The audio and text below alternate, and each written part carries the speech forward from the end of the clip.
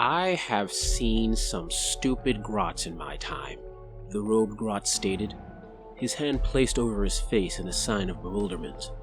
I mean, really stupid. Like eat poisonous mushrooms on a dare, stupid. But none of them compare to you, human. Leonard, apprentice scholar and unlucky human traveler, would have agreed, if he was capable of speech. Sadly, the dirty cloth stuffed into his mouth prevented communication.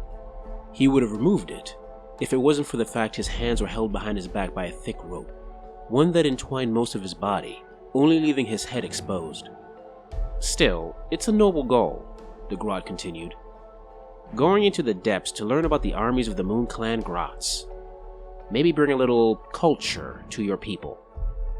You're lucky. Most grots would have just killed you and fed you to their squigs. But me, I'm different. If there's one thing I love more than anything, it's talking. Usually about myself, but the Moon Clan grots come at a close second. Now, why don't you stay there for a bit as I talk? And don't roll around too much. My pet squig might get excited and use you as a chew toy. The main core of the Moon Clan grots is, as you can guess, the Moon Clan grots. Those grots not in charge of anything or doing other jobs. When not chewing on mushrooms, they're charging the enemy in large hordes, either armed with stab-us for stabbing, or shoot-us for, well, shooting. And occasionally, one of them remembers to bring a net to tangle up the enemy and make the killing so much easier. Now, as you know, grots aren't the strongest mortals around, and even when we gather in large numbers, we have trouble facing the really big enemies. That's where Loon Smasher fanatics come in. An unlucky grot is grabbed and stuffed to the gills with some powerful alchemical brews. The brews enhance their strength and stamina, which is nice, but also makes them go a bit berserker ragey. Now before they get all murderous, they are paralyzed, chained up and hauled into a cart. The cart moving with the rest of the army waiting to be used. When the leader decides it's time to unleash the grot, or the grot somehow gets out on his own, he is thrown a chain with a giant metal ball attached, and pointed in the general direction of the enemy. A few get stuck on the odd tree or fall into a ravine, but those that do make it become whirling death, like a tornado of smashing. Sorry, I've never been good at metaphors. Sometimes, instead of a ball and chain, they give the crazy grot a spore ball and chain, specifically a Thwackweezer Pushroom, a mushroom that can get as big as a giant cave squig, and release tons of spores when whirled around, making the grot a spore splatter fanatic. The spores hide nearby grots, and breathing those spores causes them to go into a battle frenzy. They won't go as crazy as the fanatics, but it does give them a bit of an edge. Whenever the bad moon passes by, and its light graces the surface, the ground suddenly sprouts loon caps, little white mushrooms teeming with the bad moon's energies.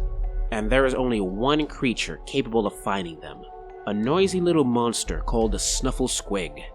Some grots grab these squigs and make it their mission to head out to the surface and grab those loon caps before the rest of the army accidentally smashes them. Since they love looking in every nook and cranny, they occasionally spy hidden entrances in stealthy armies. It's what gives them the name Sneaky Snufflers, and if the Sneaky Snuffler's in a giving mood, they can throw a few loon caps to give nearby grots a bit of a battle high.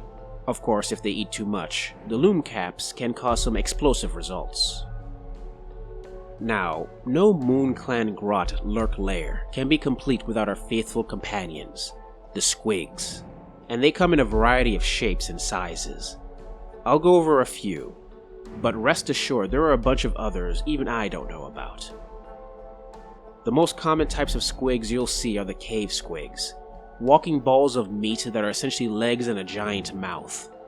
Packed into squig herds, they're prodded by squig herders in the general direction of our enemies and allowed to let loose with their fang-filled gobs. Got to be careful with these guys though. If they get scared, they go wild and attack the closest person around, which is usually the grot right behind it. Some cave squigs, when fed the right amount of puff-got balls and hop-splatter fungus, get filled with gas, making them bouncier and much faster. It also makes them a hell of a lot more irritated and angry. Being constantly filled with gas to the point of bursting will probably do that to you, I guess. Despite that, some stupid grots still try to ride the things, somehow pointing their squig mounts in the right direction while holding on for dear life as the squig bounces along, occasionally getting close enough to stab things with their slittas, while the squigs eat things with their maws. Most grots who choose to ride bouncing squigs don't survive the experience, either eaten by their squig mounts, or thrown off and landing on the enemy's waiting weapons. But some grots find they have a talent for surviving on the bouncing meat-eaters, getting enough experience to not only hold on to the squig, but even have a free hand to use a poking lance for a good old charge, making them Boing Grot bounders. And let me tell you, Leonard, nothing funnier than seeing some elves watching in shock as some squig riders hop into the air and dive down at them lance first. You know what's better than one giant cave squig? How about two attached with a literal ball and chain? You would think those squigs would love to be near their kin. Well, you would be wrong. Those squigs are not fans of their forced companionship, and they go into quite the rampage. And if you find a few MoonClan grots crazy enough to ride the things, it can really do a number on the enemy.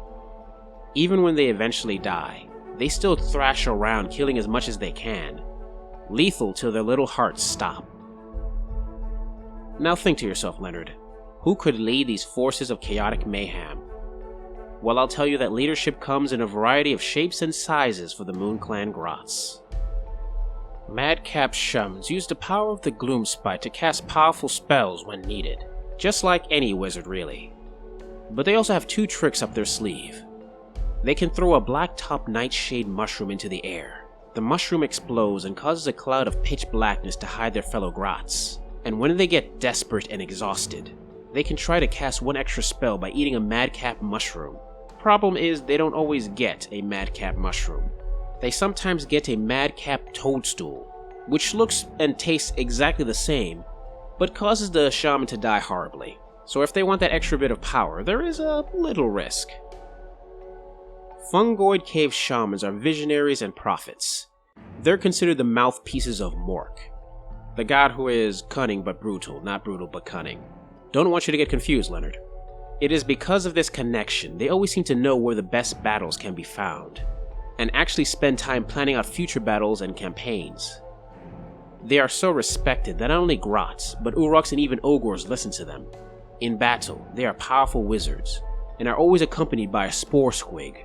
The little guys spew a torrent of spores that clouds the area around the shaman, making him harder to hit, and the shaman can use his magic to turn those same spores into giant spore maws that tear into the enemy. Finally, we get to the Loon bosses. You can identify them by the moon slicer they wield, and the loon helm that they wear that looks rather spiffy. They're in charge because they are the most cunning and brutal MoonClan grot around. They are also tricksy, using traditional MoonClan grot tactics like faking injuries, hiding to stab the enemy in the back, etc.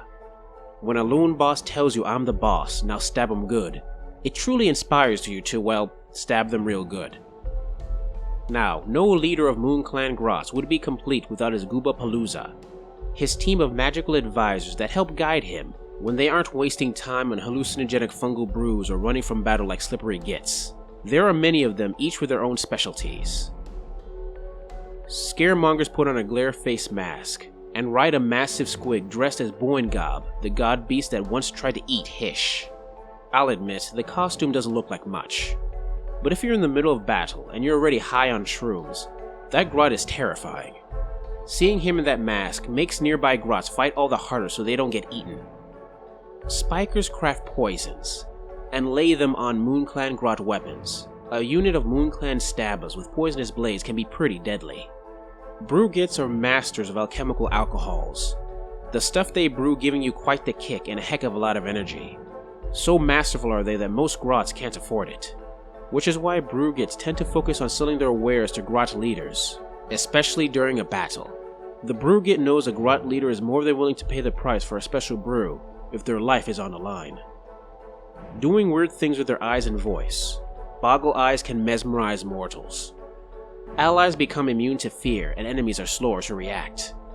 The only issue being, it looks really creepy.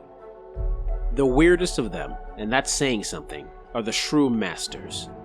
Their abilities makes all nearby fungi dance around them. and they even ride to battle atop of a massive walking toadstool. These dancing fungi release spores that cause the enemy to become confused. Well, that's it for most of the Moon Clan Grot forces, the Grot continued. But I should probably show you the rest of the Grots that make up the Gloomspite Gitz. If only so I can talk more. Come on, Leonard. We are taking a trip to the Spiderfang dens. With that, the Grot went into a pouch and produced a long, thick vine rope. One that couldn't possibly have fit inside the small pouch on the Grot's side. One end of the rope the Grot tied to Leonard's feet, the other around his cave squig pet. Once both ends were secured, the Grot hit the backside of the squig, causing it to run excitedly down a corridor. "Don't hit too many rocks along the way, Leonard," the Grot yelled, amusement in his voice as he watched the poor human bounce along the floor. "Don't want you to die before we get there. We have so much more to learn."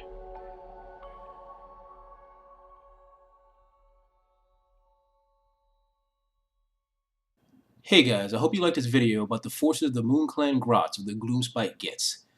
If you like it, please like, subscribe, comment, press the little bell, etc. And if you really like it, please consider giving to my Patreon. The extra money gives me the time I need to work on these stories that I love. Anyway, thanks for watching and see you next time.